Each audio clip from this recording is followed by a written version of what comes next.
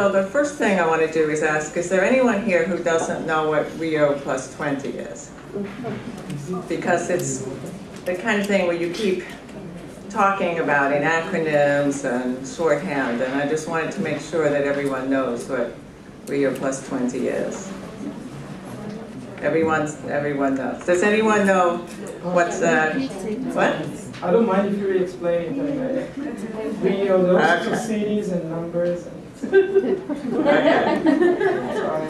So, in 1992, there was the UN Conference on Environment and Development. So that was also known as the Earth Summit.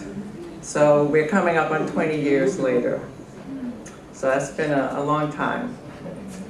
And in the meantime, there was a Commission on Sustainable Development that was set up to monitor implementation of the Agenda 21 plan that came out, that was adopted at Rio.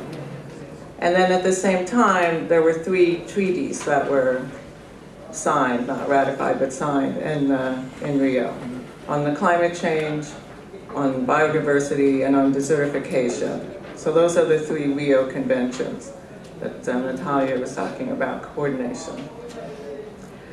So there's a process that's been set up within the UN that's related to the Commission on Sustainable Development to bring us forward to renew the commitments to sustainable development, which have been weak, and also to link in the plan that was adopted there with the conventions.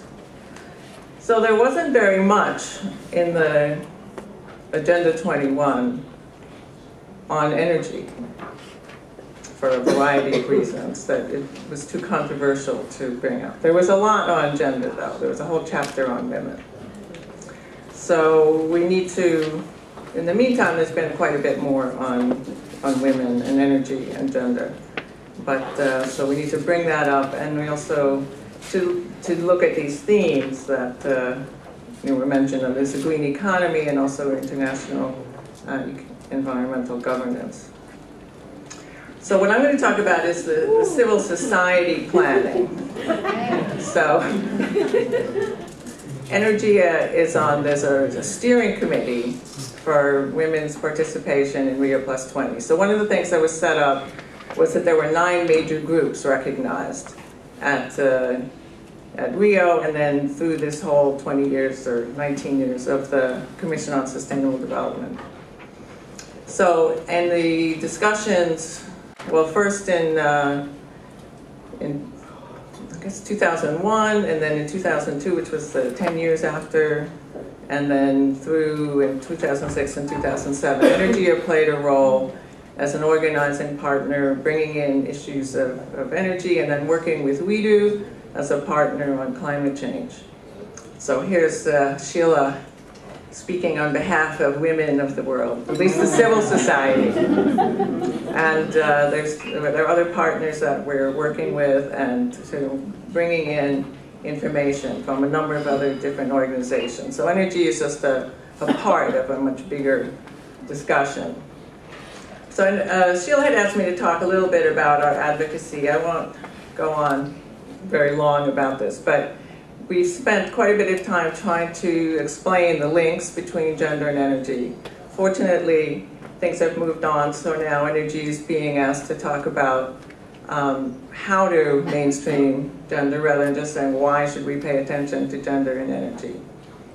And so at the same time making recommendations on what sort of policies and projects and activities would be involved in gender and energy.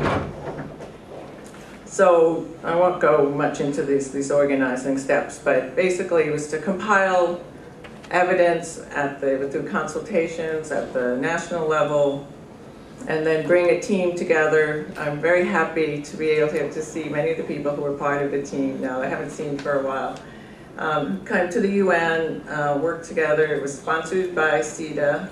We're very grateful for that. And then follow up, working with governments in the, during the meeting, some of our delegates, or some of our members got to be delegates on the official country delegation, so that was very exciting.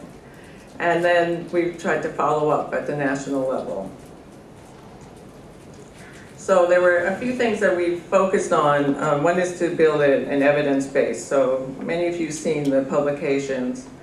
And for Rio Plus 20, there have been already a number of civil society inputs, statements at the preliminary meetings, a gender perspective on the green economy, and then most recently, the UN was collecting information for their so-called zero draft of what the outcome should be.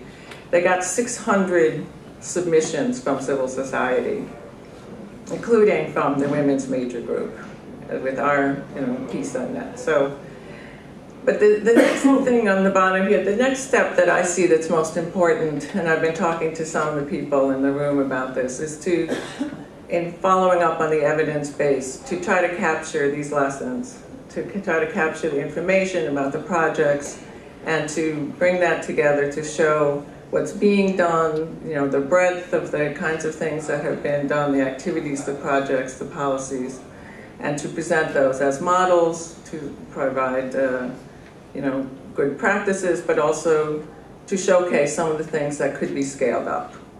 And so I'm hoping that, as a building on the presentations that were, people brought here that we'll have on our stick, but also we're going to follow up with people to see how we can compile evidence.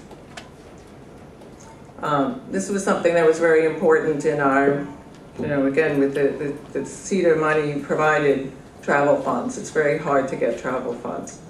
So for Rio Plus 20, we have put in a proposal, which we're hoping is going to come through shortly, that will support civil society women, particularly grassroots women, to come and be part of. There's going to be Energy Days, but there's also going to be a Women's Day as well.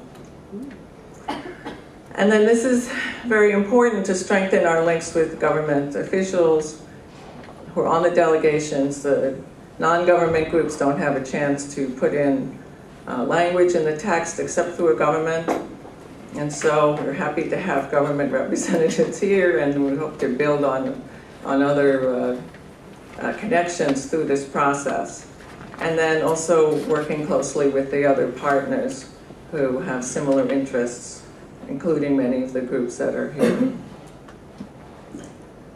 So what do we try to accomplish from doing this kind of advocacy at the international level? Certainly to raise awareness.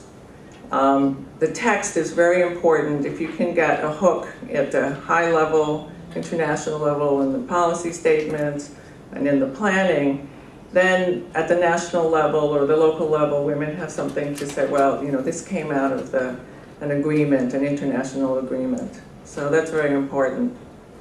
Then, of course, we want our recommendations to be picked up and implemented by the government. So we've heard a lot about the project guidance on how to do gender mainstreaming and also on policies. And then I also think it's very important to the climate finance and other kinds of investments that the energy access investments should be clearly including benefits to women. So this was a work plan that the steering committee put together, which kind of tracks some of those things. To be able to participation from the women, putting together the policy recommendations, and then capturing these best practices. So this is our plan in going forward. So far already there have been preparatory meetings, and then this fall there were a number of regional preparatory meetings rather than at the headquarters.